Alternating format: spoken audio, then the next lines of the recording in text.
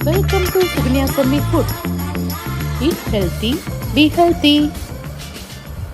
இன்னும் என் சேனலை சப்ஸ்கிரைப் பண்ணாதவங்க சப்ஸ்கிரைப் பண்ணிக்கோங்க, பெல் ஐக்கானை ப்ரெஸ் பண்ணிக்கோங்க.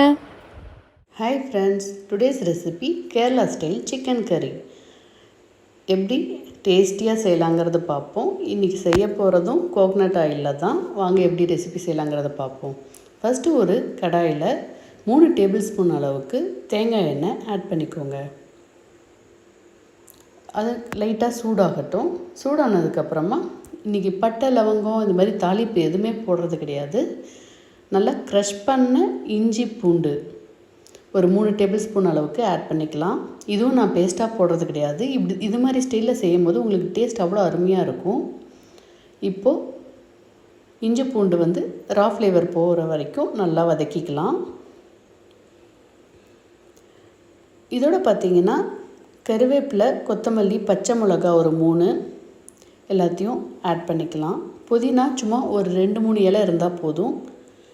கருவேப்பிலை ஒரு கொத்து, கொத்தமல்லி ஒரு கொத்து ஆட் பண்ணிக்கோங்க. இது எல்லாமே எண்ணெயிலேயே லைட்டாக வதக்கிக்கோங்க. நல்லா வதங்கிடுச்சு. தேங்காய் எண்ணெயில் செய்யும் போது நல்லா நுரைச்சி வருது பாருங்கள். அதோடய ஃப்ளேவரே ரொம்ப ஸ்பெஷலாக இருக்குங்க. இப்போது பொடியாக நறுக்குன பெரிய வெங்காயம் 2 ஆட் பண்ணியிருக்கேன். அதுவும் நல்லா வதங்கணும். நல்லா சாறு விட்டு வதங்குற மாதிரி நம்மளுக்கு வெங்காயம் வதங்கும் இல்லையா, அந்த அளவுக்கு நல்லா வதக்கிக்கோங்க. நல்லா வதங்கினதுக்கப்புறமா மற்ற இன்க்ரீடியண்ட் ஆட் பண்ணலாம். இந்த ரெசிபி செய்யும் போது நம்ம வீட்லேயே பார்த்திங்கன்னா அந்த கோகனட் ஃப்ளேவரும் அந்த சிக்கன் கிரேவியோட டேஸ்ட்டே பார்த்திங்கன்னா அவ்வளோ அருமையாக இருந்தது. இப்போது தேவையான அளவு உப்பு ஆட் பண்ணிடலாம். ஆட் பண்ணிவிட்டு நல்லா வதக்கிக்கோங்க. வெங்காயம் சீக்கிரமாக நல்லா வதங்கும். இதில் போடுற மசாலா எல்லாமே ஹோம்மேட் தான் பண்ணி நான் ரெடி பண்ணியிருக்கேன். அதனால் டேஸ்ட் அவ்வளோ சூப்பராக இருந்தது. இப்போ வெங்காயம் நல்லா வதங்கிடுச்சு. மஞ்சத்தூள் 1 டீஸ்பூன் அளவுக்கு ஆட் பண்ணிக்கலாம். வரமிளகாத்தூள் 2 டேபிள் ஸ்பூன் அளவுக்கு ஆட் பண்ணிக்கோங்க. உங்களுக்கு காரம் இன்னும் அதிகமாக வேணும்னா இன்னும் 1 டேபிள் ஸ்பூன் எக்ஸ்ட்ரா ஆட் பண்ணிக்கோங்க. இன்றைக்கி நான் செய்ய போகிறது 1 கிலோ சிக்கன் ரெசிபி தான். இப்போ நல்லா அந்த மசாலா ரா ஃப்ளேவர் போகிற வரைக்கும் நல்லா வதக்கிக்கலாம். நல்லா ரா ஃப்ளேவர் போயிடுச்சு.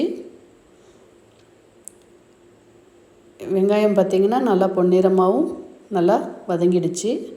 இப்போ நம்ம பொடியாக நறுக்குன 2 பழுத்த தக்காளி ஆட் பண்ணிக்கலாம். தக்காளி ரொம்ப அதிகமாகவும் ஆட் பண்ணால் புளிப்பு டேஸ்ட் கொடுத்துரும் நான்வெஜ்ஜில். அதனால் அளவாக ஆட் பண்ணோன்னா நம்மளுக்கு அந்த மசாலாவோட டேஸ்ட் ரொம்ப அருமையாக கிடைக்கும். 2 தக்காளி 2 வெங்காயம் இதான் ஆட் பண்ணியிருக்கேன் 1 கிலோ சிக்கனுக்கு. இப்போ நல்லா வதக்கலாம். வதங்கினதுக்கப்புறமா நல்லா சாறு விட்டு தக்காளியே கண்ணுக்கு தெரியாத அளவுக்கு நல்லா வதங்கும். அதுக்கப்புறமா நம்ம சிக்கனை ஆட் பண்ணிக்கலாம்.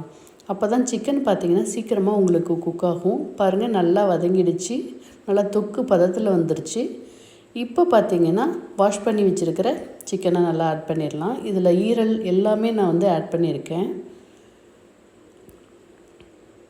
நம்ம ஈரலோட கிரேவி செய்யும் போது பார்த்திங்கன்னா உங்களுக்கு டேஸ்ட்டு கொஞ்சம் நல்லா டிஃப்ரெண்டாக எடுத்து கொடுக்கும். கலரும் பார்த்திங்கன்னா ஒரு லைட் பிளாக் ப்ரௌன் அது மாதிரி கலரில் உங்களுக்கு கிரேவி கிடைக்கும்.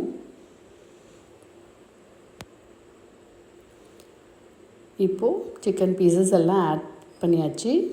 இது நல்லா வதக்கிக்கோங்க. குக் பண்ணுறது எல்லாமே கொஞ்சம் மீடியம் ஃப்ளேம்லேயே வதக்குங்க. மசாலா போடுற டைமுக்கு நம்ம ஸ்லோவில் வச்சுக்கலாம். சிக்கன் போட்டதுக்கப்புறம் மீடியம் ஃப்ளேமில் குக் பண்ணுங்கள். இப்போ நல்லா வதக்கிக்கோங்க. லைட்டாக சிக்கன் வாஷ் பண்ண அந்த தண்ணியும் அதோடய ஃபேட் கண்டென்ட்டும் லைட்டாக தண்ணி மாதிரி வரும். அந்த டைமில் நம்ம மற்ற மசாலா ஐட்டம்ஸ் ஆட் பண்ணிடலாம். இப்போது நல்லா ஒரு 2 நிமிஷம் வதங்கியிருக்கு. மீடியம் ஃப்ளேம்லேயே குக் பண்ணுங்கள். அதுவும் இரும்பு கடாயில் குக் பண்ணிங்கனாவே நான்வெஜ் உங்களுக்கு தனி டேஸ்ட் கொடுக்கும். இப்போது தேவையான அளவு கரம் மசாலா 1 டீஸ்பூன் ஆட் பண்ணிக்கலாம். தனியாத்தூள் 2 டேபிள் ஸ்பூன் ஆட் பண்ணிக்கலாம். இதையும் நல்லா ரா ஃப்ளேவர் போகிற வரைக்கும் நல்லா வதக்கிக்கோங்க. தனியாத்தூள் ஆட் பண்ணியாச்சு. ஆட் பண்ணதுக்கப்புறமா நல்லா வதக்கிக்கோங்க. இதோட ரா ஃப்ளேவரும் நல்லா போகணும். அதுக்கப்புறமா நம்ம சின்ன வெங்காய பேஸ்ட் ஆட் பண்ண போகிறோம். இதில் பார்த்திங்கன்னா மிளகு, ஜீரகம், சோம்பு, தேங்காய் ஒரு 4-5 பல் எல்லாமே ஆட் பண்ணி வதக்கி பேஸ்ட்டாக அரைச்சி வச்சுருக்கோம். இதை ஆட் பண்ணிக்கலாம். இதில் ஒரு தனி டேஸ்ட் உங்களுக்கு இந்த கிரேவியில் கொடுக்கும். மெயினாக பார்த்திங்கன்னா கோக்னட் ஆயிலும் தான் கேரளா ஸ்டைல் இது. அதே மாதிரி பார்த்திங்கன்னா பட்டை லவங்கம் பீசஸாக போடாமல் மசாலாவாக போட்டிருக்கோம். இதை நல்லா வதக்கிக்கலாம்.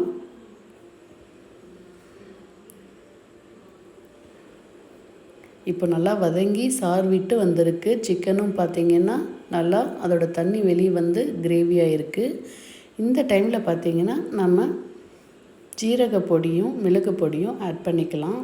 ஒரு 1/4 வேக்காடு வெந்ததுக்கப்புறமா மிளகு பொடி ஆட் பண்ணால் நம்மளுக்கு கறி திக் ஒரு மாதிரி கெட்டி பதமாக மாறாது. எப்பயுமே மிளகுத்தூள் போட்டதுக்கப்புறம் கொஞ்சம் கறி ஹார்டான மாதிரி ட்ரை ஆன மாதிரி இருக்கும். அதனால் ஒரு 1/4 பதம் வெந்ததுக்கப்புறம் போடுங்க. நான் ஒரு டீஸ்பூன் தான் ஜீரகமும் மிளகுத்தூளும் ஆட் பண்ணியிருக்கேன். இதையும் நல்லா பெரட்டினதுக்கப்புறமா தேவையான அளவு தண்ணி ஆட் பண்ணிக்கலாம். உங்களுக்கு கிரேவி என்ன திக்னஸில் வேணும் அப்படிங்கிறீங்களோ அந்த அளவுக்கு தண்ணி ஆட் பண்ணிக்கோங்க. நான் இன்றைக்கி சாதத்துக்கும் டிஃபனுக்கும் நல்லா பெரட்டி சாப்பிட்ற மாதிரி திக்கான கிரேவியாக பண்ண போகிறேன். அதனால் ஒரு பெரிய கிளாஸ் அளவுக்கு தண்ணி ஆட் பண்ணி குக் பண்ணேன். குக் பண்ணுற டைம் பார்த்திங்கன்னா இதுக்கப்புறமா ஒரு 10 நிமிஷம் குக் ஆனால் போதுங்க.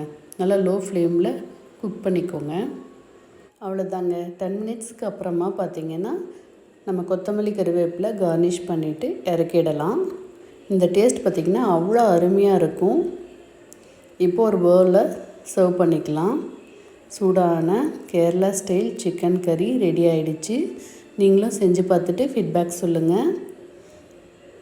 எனக்கு ரொம்ப பிடிச்சிருந்தது இந்த ரெசிபி. தேங்க்ஸ் ஃபார் வாட்சிங்.